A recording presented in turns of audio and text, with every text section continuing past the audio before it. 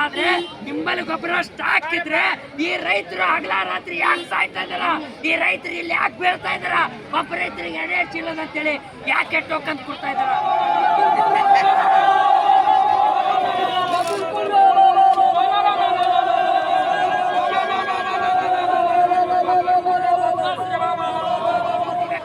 ಇರ್ಬೇಕನ್ನೋ ಪ್ರಶ್ನೆ ಇದೆ. ಆ ಕಾರಣಕ್ಕಾಗಿ ಅದಕ್ಕೆ DAP ಕೇಳ್ತಾ ಇದೀವಿ.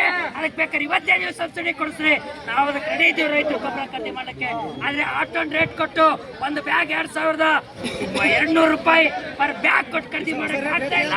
ಹಾಗಾಗಿರೋದ್ರಿಂದ ಆಮೇಲೆ ನೀವು ಈಗ ಆಲ್ರೆಡಿ ಸ್ಟಾಕ್ ಇದೆ ನಮ್ಮ ಹತ್ರ ಇಷ್ಟು ಮೆಟ್ರಿಕ್ ಟನ್ ಅಂತ ನೀವು ಹೇಳ್ಕೊಂಡು ನಾವು ವಿನಂತಿ ಮಾಡ್ತೀವಿ ನಿಮ್ಮ ಹತ್ರ. ನೀವು ಹೇಳಿದ ಮಾತಿಗೆ ನಾವು ಸ್ವಾಗತ ಮಾಡ್ತೀವಿ. ಆದ್ರೆ ನಿಮ್ಮಲ್ಲಿ ಗೊಬ್ಬರ ಸ್ಟಾಕ್ ಇದ್ರೆ ಈ ರೈತರು ಹಗಲ ರಾತ್ರಿ ಯಾಕೆ ಸಾಯ್ತಾ ಇದಾರ? ಈ ರೈತರು ಇಲ್ಲಿ ಯಾಕೆ ಬೀಳ್ತಾ ಇದಾರ? ಒಬ್ಬ ರೈತರಿಗೆ 2 ಚೀಲದ ಅಂತೇಳಿ ಯಾಕೆ ಟೋಕನ್ ಕೊಡ್ತಾ ಇದಾರ? ಅಂದ್ರೆ ರೈತರಿಗೆ ಇವತ್ತು ರಸಗೊಬ್ಬರದ ಅಭಾವ ಕೃತಕ ಸೃಷ್ಟಿ ಮಾಡಿ ಬ್ಲಾಕ್ ಮಾರಾಟ ಮಾಡಿ ರೈತರಿಗೆ ಬರೆ ಹಿಡಿಯುವಂತ ನೀತಿ ಹೆಚ್ಚೆ ಆಗ್ತಕ್ಕಂಥ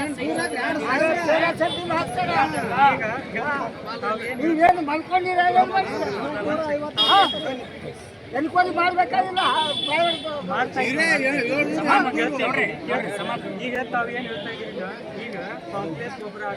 ಆಧಾರದಲ್ಲೇನೆ ಒಂದನೇದಾಗಿ ರಸಗೊಬ್ಬರ ಅಭಾವ ಕೃತಕ ಸೃಷ್ಟಿ ಮಾಡಬಾರ್ದು, ಮಾಡಿ ರೈತರಿಗೆ ಬರೆ ಎಳಿಬಾರ್ದು ಅನ್ನೋಂಥ ಮಾತನ್ನು ಒತ್ತಾಯ ಮಾಡ್ತೇನೆ.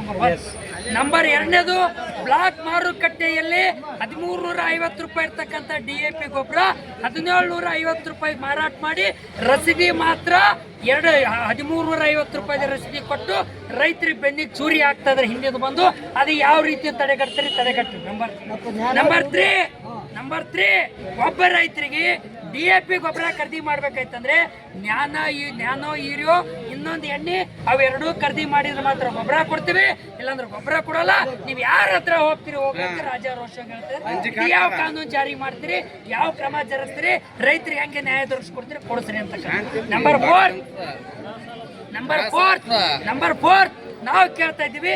ನೀವೇ ಹೇಳಿದ್ರಿ ಈಗ ಆಲ್ರೆಡಿ 1200-700 ಮೆಟ್ರಿಕ್ ಟನ್ ಗೊಬ್ಬರ ಇದೆ ಅನ್ನೋಂಥ ಮಾತನ್ನು 1800-1900 ಮೆಟ್ರಿಕ್ ಟನ್ ಅದ ಅಂತ ಹೇಳಿರಿ. ಅಷ್ಟು ಗೊಬ್ಬರ ಮೆಟ್ರಿಕ್ ಟನ್ ಇದ್ರೆ ಈ ರೈತರು ಹಗಲ ರಾತ್ರಿ ಯಾಕೆ ದ್ವಾಮೆ ಕಚ್ಕೋತ ಬೀಳ್ತಾ ಇದಾರ? ಆ ರೈತರಿಗೆ ಒಬ್ಬರಿಗೆ ಮತ್ತೆ 2 ಚೀಲ ಗೊಬ್ಬರ ಕೊಡ್ತೀವಿ ಅಂತ ಟೋಕನ್ ಯಾಕೆ ಕೊಡ್ತಾ ಇದಾರ? ಅದನ್ನ ಟೋಕನ್ ಕೊಟ್ಟಿರ್ತಕ್ಕ ವಾಪಸ್ ಪಡೆದು ಒಬ್ಬ ರೈತರಿಗೆ ಕನಿಷ್ಠ 5 ಚೀಲದಿಂದ ಕೆಳಗಡೆ ಯಾರಿಗೂ ಗೊಬ್ಬರ ಕೊಡಬಾರ್ದು. ಎಲ್ಲಾ ರೈತರಿಗೆ ಸಾಕಾಗುವಷ್ಟು ಗೊಬ್ಬರನ ವಿತರಣೆ ಮಾಡ್ತಕ್ಕಂಥ ರೀತಿಯಲ್ಲಿ ಯಾಕೆ ಕ್ರಮ ಕೈಗೊಳ್ತಾ ಇಲ್ಲ?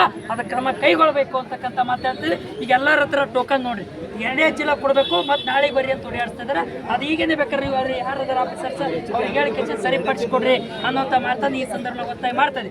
ಇದ್ರ ಜೊತೆಯಲ್ಲಿ ಇನ್ನೊಂದು ಹೇಳಕ್ ಬಯಸ್ತೀವಿ.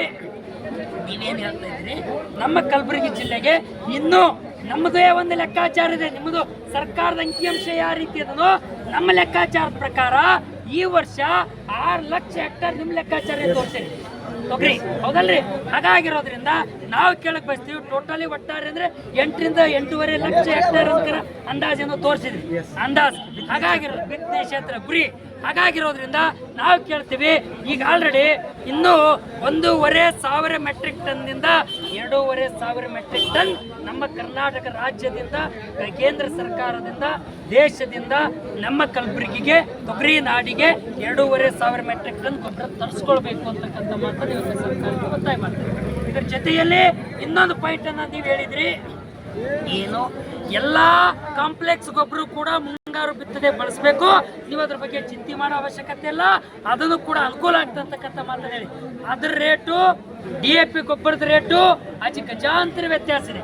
ಈ 1 ಚೀಲ DAP 1 ಚೀಲ ಚಪ್ಪಿಸ್ ಗೊಬ್ಬರದಲ್ಲಿ 2 ಚೀಲ DAP ಗೊಬ್ಬರ ಬರ್ತದೆ. ಹಾಗಾಗಿರೋದ್ರಿಂದ ಅದು ದುಬಾರಿ ಆಗ್ತದ, ತುಸು ಹೆಚ್ಚು ಕಮ್ಮಿ ಆಗಿರ್ಬೋದು.